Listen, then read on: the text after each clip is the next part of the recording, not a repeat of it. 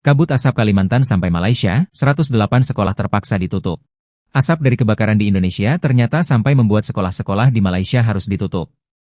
Bukan satu atau dua sekolah, tetapi mencapai 108 sekolah di wilayah Serian, Sarawak. Kondisi udara memburuk hingga masuk kategori sangat tidak sehat.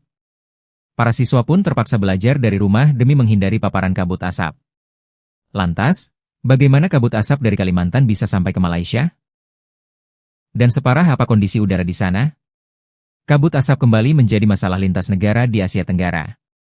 Kali ini, dampaknya terasa cukup serius di negara tetangga, Malaysia, khususnya wilayah Sarawak yang berada di Pulau Kalimantan dan berbatasan langsung dengan Indonesia.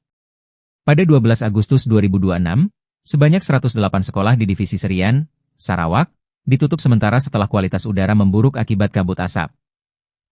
Penutupan dilakukan karena indeks kualitas udara atau API di kawasan tersebut mencapai level yang membahayakan kesehatan.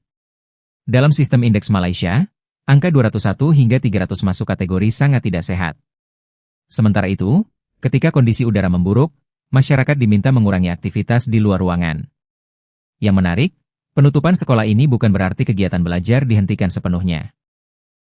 Para siswa tetap mengikuti pembelajaran melalui sistem belajar dari rumah atau teaching and learning from home, sehingga pendidikan tetap bisa berjalan sambil melindungi anak-anak dari paparan udara yang tercemar.